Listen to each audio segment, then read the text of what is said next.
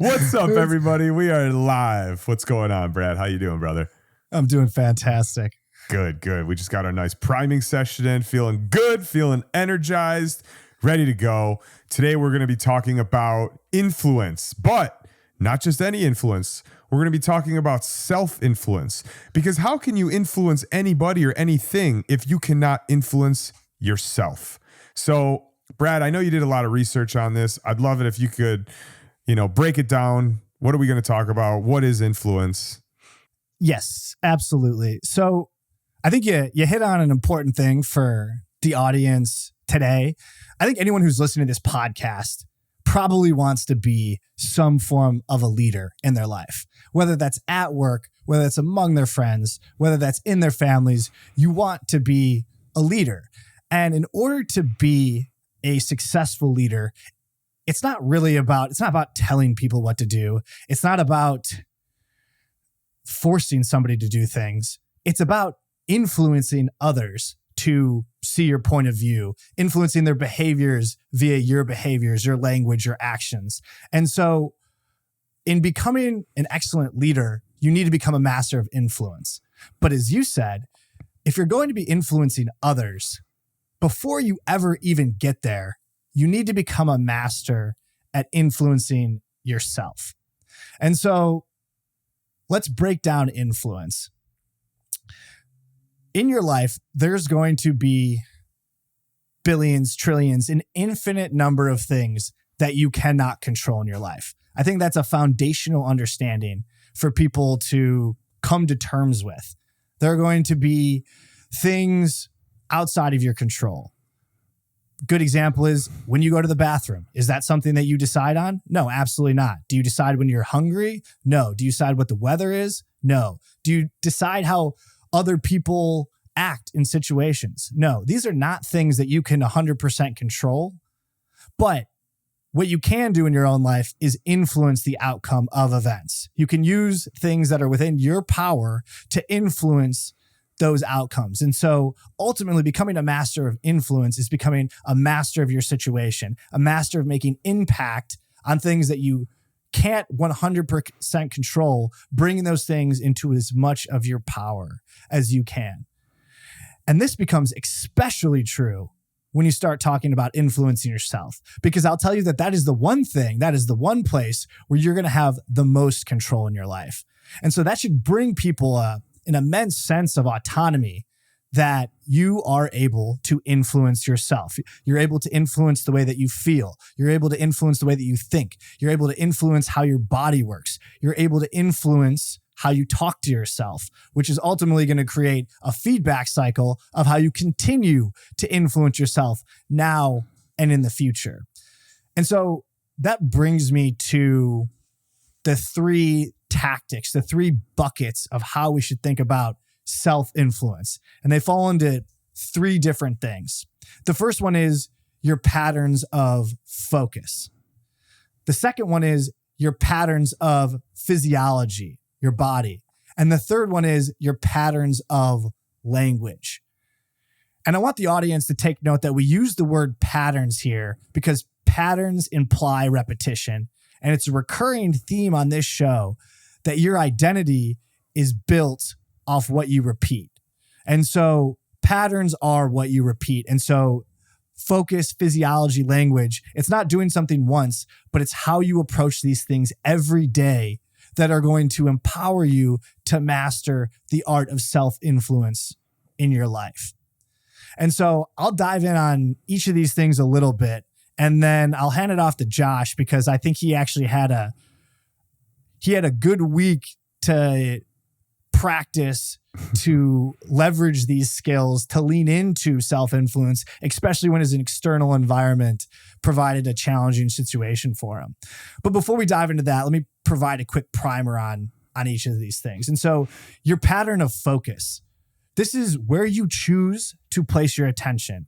And the audience, everyone needs to realize that you do get to choose where you place your attention.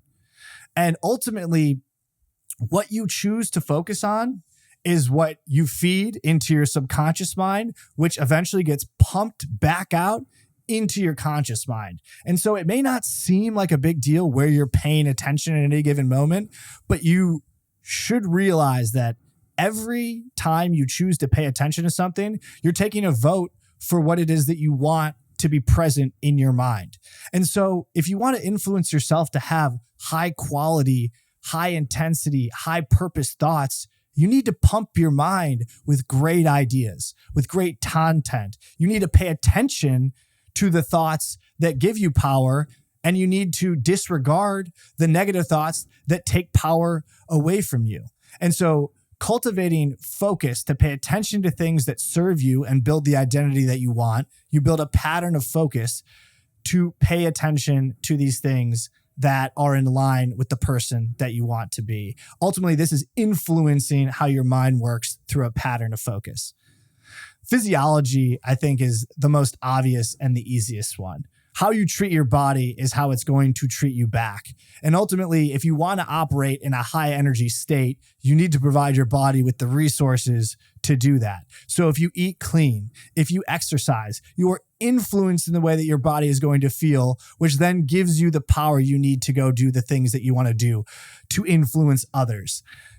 And then finally, language. And so how you talk to yourself and the language you use about situations is going to dictate how you feel about things. Language is the brick. If you're building a house, and that house is emotion, it is how you feel. It is what governs your daily perspective, these emotions. Language are the bricks that go into building that house. And so if you want a solid foundation for a house, if you want a solid emotional state, if you want to influence building the best possible emotional house, for lack of a better way of putting it, you need to be building with the best bricks. You need to build a foundation for how those emotions are going to work. You need to influence that outcome by the words that you use. And so good examples of this are when you're talking to yourself, are you using positive words or negative words? When you're talking about situations, are you using words that express gratitude, or are you using words that express expectations or lack of meeting expectations that will put you into a negative thought cycle? When you're talking to yourself about what you're capable of, are the words supporting that you can do anything you want if you put your mind to it, or are they setting you up for a set of limiting beliefs?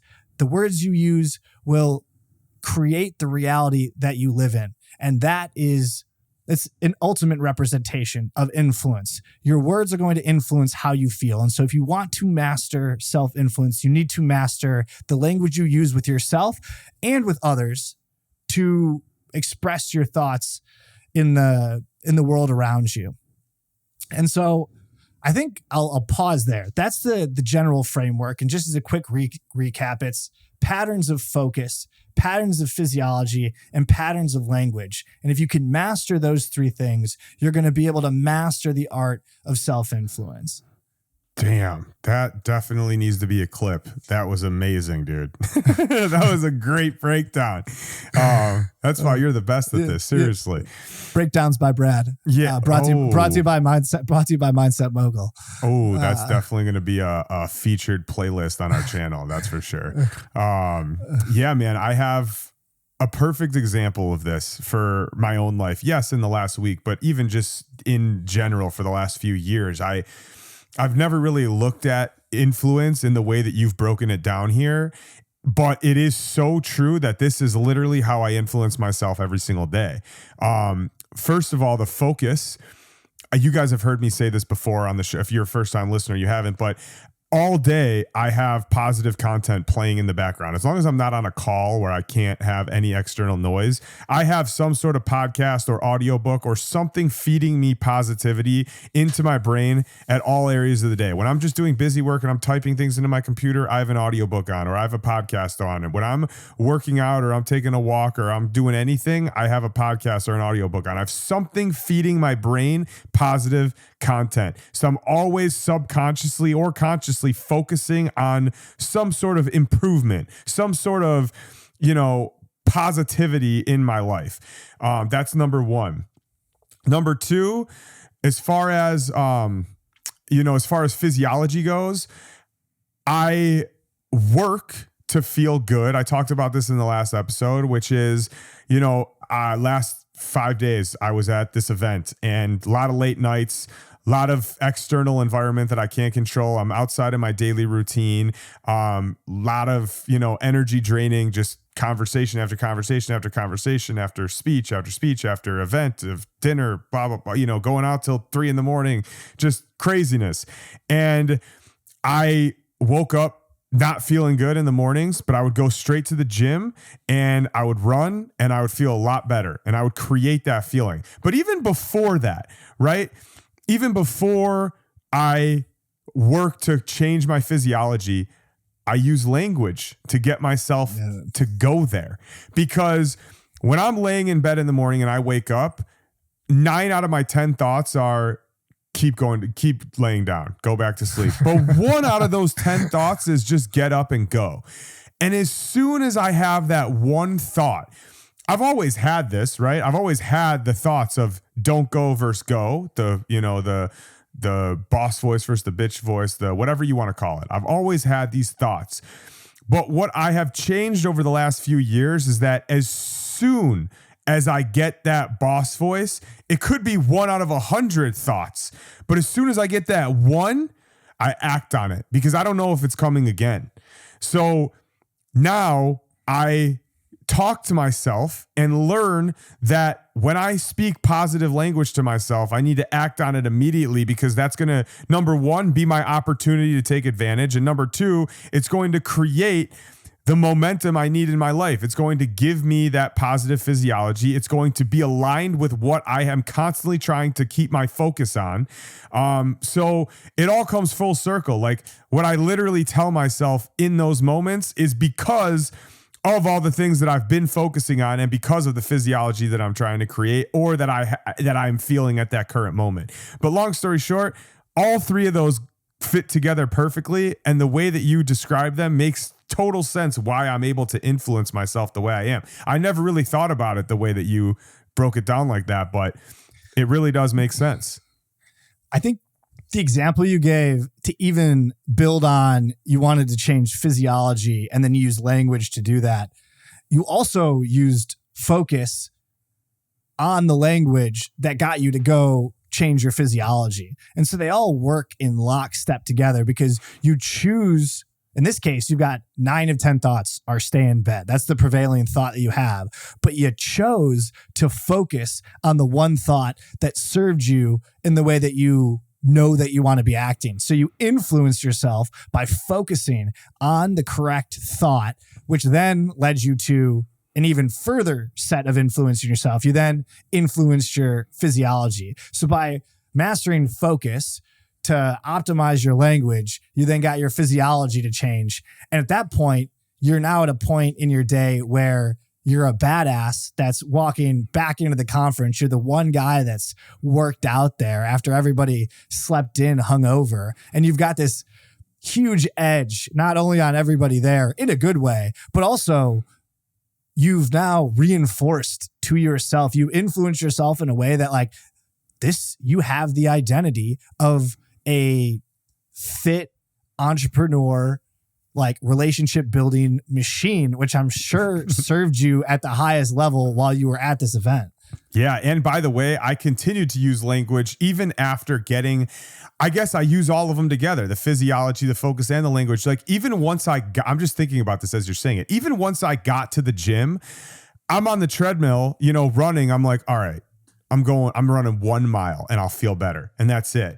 And then I get to 1 mile and I'm like, man, why am I only running 1 mile? Like, why am I weak? I'm like talking to myself and I'm saying, I'm the only one here right now. I need to go as hard as possible. I need to, keep focusing on the importance. And basically I'm just using that language continually to myself, even while I'm already there.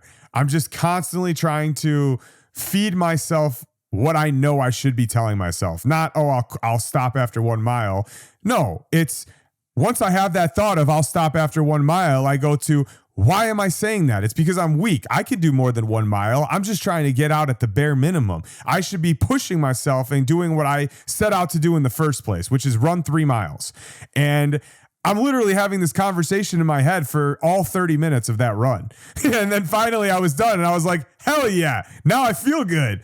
And yeah, man. So no, it's cool. How have you, let me ask you a question that I don't know if you've thought through, but I just thought of it. How did you influence when you decided that, this is a bigger question, right? But how do you decide to influence yourself to make a massive change in your life? Like, it's one thing to influence myself to go and get on the treadmill in the morning. It's another thing to influence myself to, go, whatever. That's the easiest way to say it. Like, eat healthy when I don't want to eat healthy. But what about influencing yourself to like make a life change? Like to start a business and quit your job, or to go from one thing to another? Like, how do focus, physiology, and language go into big decisions like that? And I think the answer is very similar, but I'm just curious if you have any insight from your own life experience with that. So I think there's a set of tools that when you're making large life decisions that you should call on in addition to self-influence. Like, self-influence is the foundation for operating at a high level, no matter what you do. You should just always be in the habit of influencing yourself to get the things that you want out of yourself and to feel the way that you want to feel on a regular basis. And I think if you take that framework and you apply it to figuring out and making a decision. We talk a lot about making a decision. I think when you're making bigger life decisions, you need to take those things and you need to tie them to the process of actually making a decision. Because I think that's what keeps most people from making a big life change, is they haven't actually made the decision. And so you need to use these tools to help you actually make that decision. So what does that look like? So before you make a big life change, you're in this stage of pre-contemplation. It's something that there's a seed of you that's interested in potentially wanting to make that change, but you haven't gotten to the point yet where you feel the confidence to do that. And so at that point, you need to be using language and you need to be using focus to put your attention on exploring the change that you're going to be making. So I guess mainly you're using focus here. You're focusing on, okay, I've noticed a seed of interest in that I might want to change this thing. Now I don't need to let that idea float around, or when it comes up that I just let it go. No, I need to use focus, which can mean doing a brain dump in a journal, writing down all your thoughts about what this potential change could look like. What would the pros and cons be? How would my life change? Lean into the focus of what that decision would look like and take that first step using focus to figure out what it is that would happen. And then from there, now that you've given focus to this idea, you may or may not be ready to actually make that decision. And that's going to be a function of how you feel about what it is that you've just focused on. And so I think you should be cognizant of the language that you're using when you do that exercise of focus. When you look at those things about the change, when you're talking about them, look at the language that you're using and try and recognize, is the reason you're not doing it because of a limiting belief, or is it due to actually a lack of wanting to do it? And the language for those two things can be very different. But if it's centered around a notion of I can't, even though I want to, then that should be a red flag to you. And you should use that as fuel to recognize that this is a change that you probably want to make, but what's keeping you from doing it is effective self-influence. And so now you can start using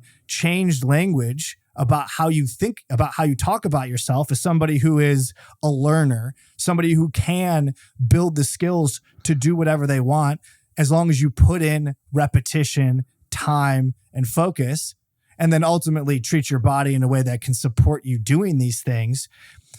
You can use these tools in combination with the process of how to make a decision to lead you into It's essentially an elegant solution for how to make a large change. And so I think these are tools to use in combination with other, call it life processes, things that you need to put into place to get yourself where you want to go. Did that make sense? 100%. I'm very glad I asked you that, because that made sense to me and I would have never thought about that. But yeah, you're totally using your self-influence just to even figure out what decisions you want to make in the first place. So Yeah. I think the other thing that, I know that you mentioned earlier and we talked about when we first opened this up is being able to influence other people. And how can you do that if you can't influence yourself?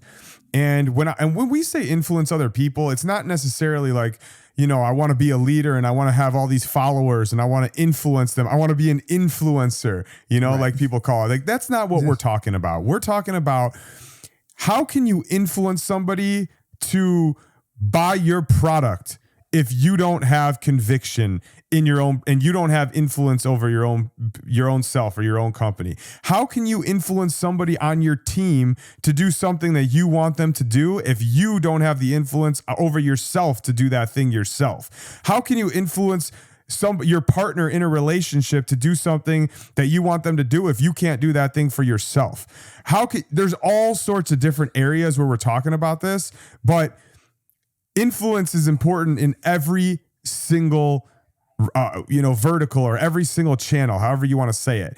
At the end of the day, what you want other people to do is not, you can't control what other people do, but you can influence them to do what you want them to do by maintaining and practicing ultimate self-influence. I don't know if that just made sense, what I just said in my head. But